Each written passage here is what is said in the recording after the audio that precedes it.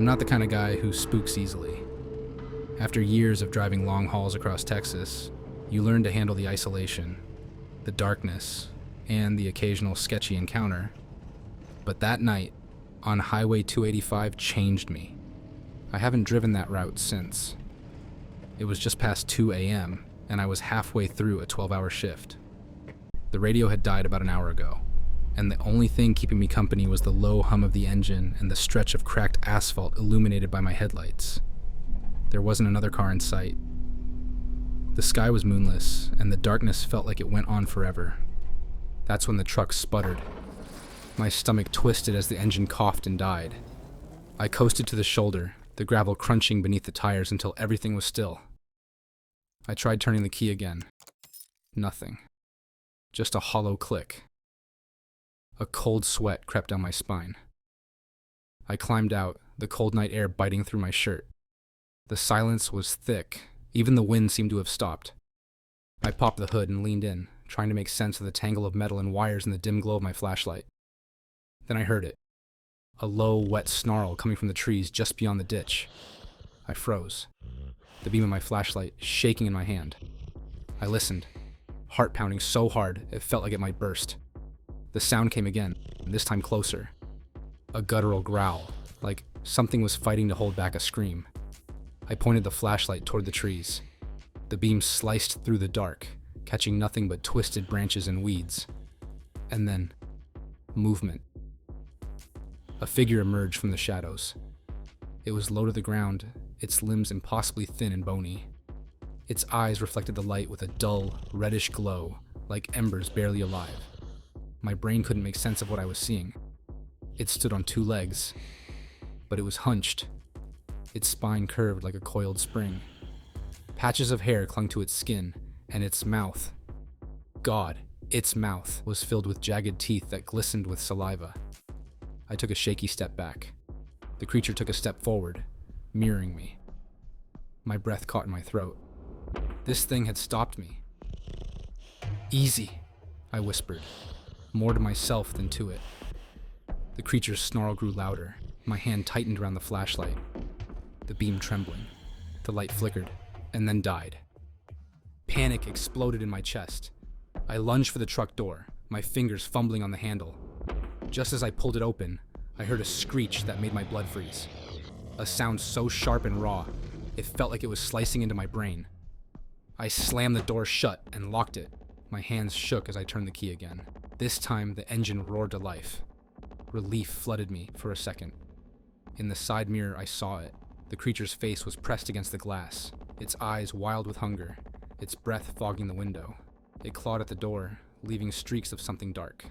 I didn't think. I just hit the gas. The truck lurched forward, tires skidding on the gravel before finding traction. I sped down the road, the speedometer climbing, the darkness blurring around me. I didn't look back. I couldn't. When I finally hit the next town, I pulled into a gas station and parked under the harsh, fluorescent lights. My hands were still shaking. I got out and inspected the truck. There, on the passenger door, were deep scratches and smears of blood. I never drove that route again. Whatever was out there, it wasn't done hunting.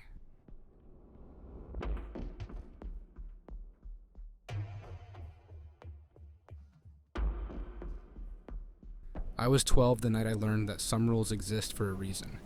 My dad always told me, never go outside after dark. I thought it was just one of those things parents say to keep you in line. I didn't know it was to keep me alive. It was late and I couldn't sleep.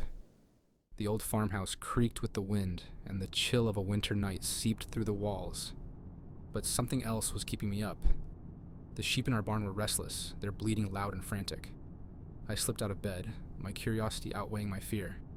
I crept through the darkened house, the wooden floors cold beneath my feet. The kitchen clock read 2:17 a.m.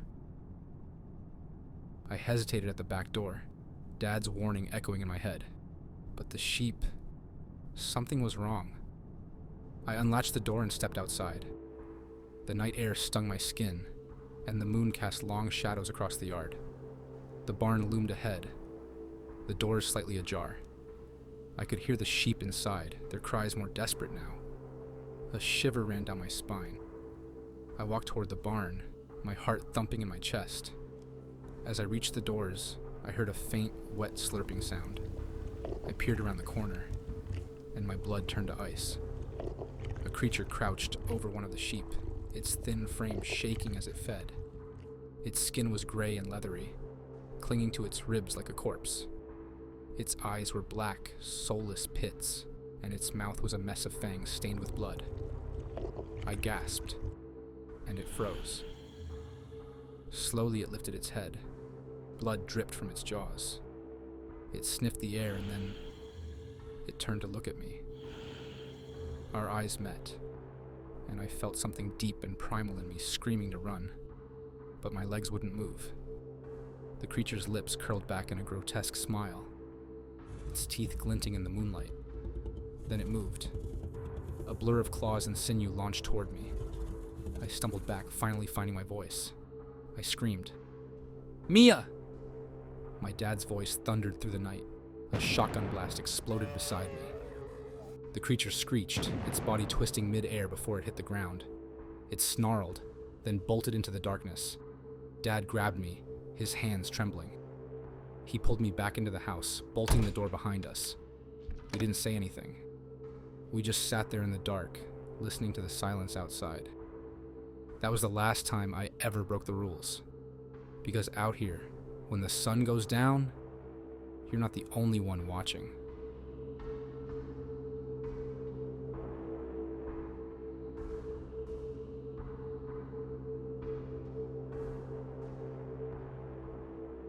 I was looking for peace.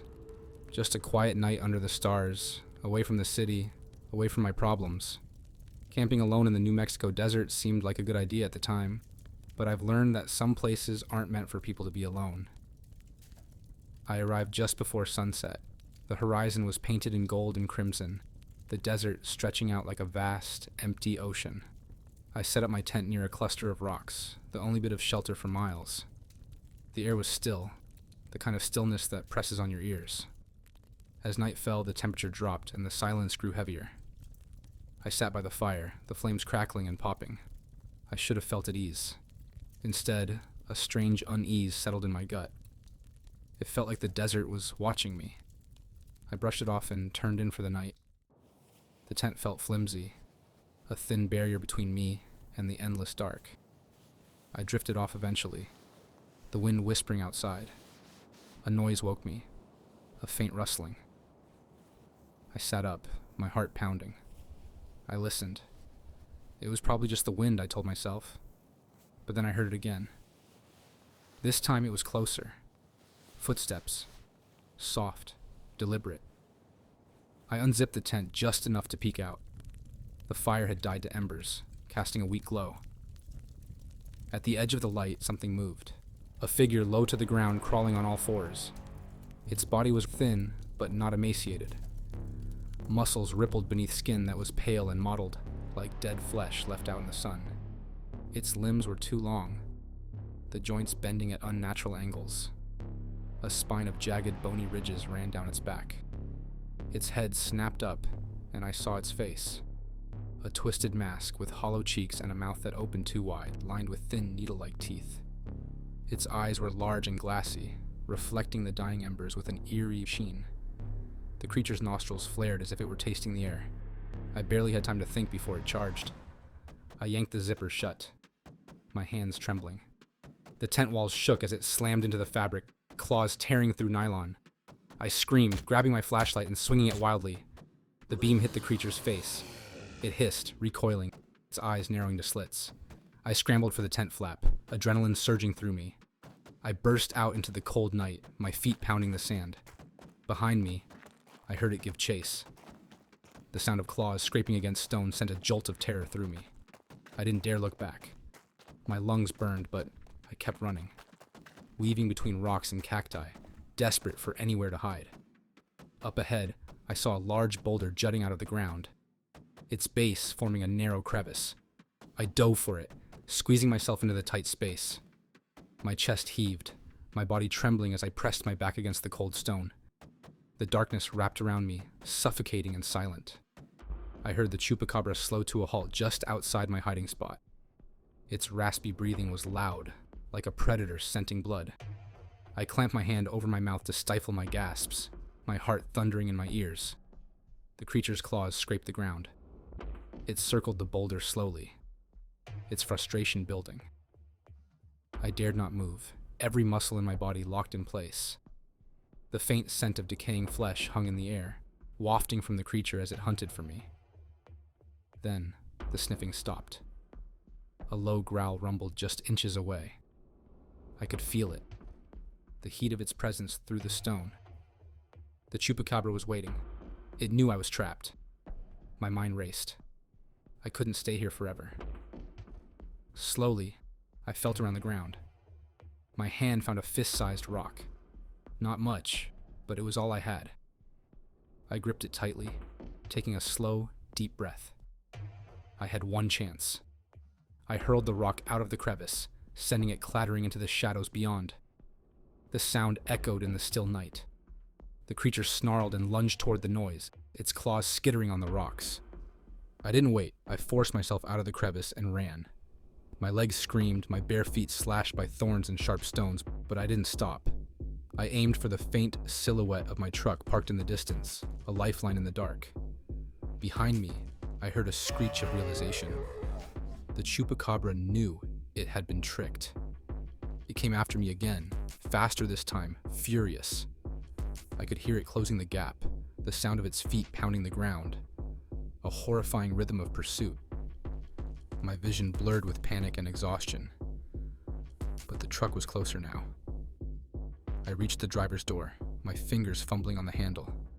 Please, please, please. I yanked it open and dove inside, slamming the door behind me. I locked it just as a violent thud shook the truck. The Chupacabra was on the hood, its face twisted in rage, teeth bared, and eyes burning with hunger. It slammed its claws against the windshield, cracked spider webbing across the glass. I didn't have time to think. I jammed the keys into the ignition and turned. The truck lurched forward, throwing the creature off the hood. I didn't stop to see where it landed. I tore down the dirt path, the wheels spitting sand and gravel, my eyes glued to the road ahead. In the rearview mirror, I saw it, just for a moment. The Chupacabra stood in the middle of the road, watching me, its dark silhouette still and predatory. Then it turned and melted into the shadows of the desert. I didn't stop driving until I reached a gas station miles away, the lights blindingly bright after so much darkness. I sat there, hands gripping the wheel, trying to calm my shaking body. I never went back to that desert. Whatever peace I had been looking for out there didn't exist. Some places aren't meant for people to be alone, because out there, in the shadows, we're not alone at all.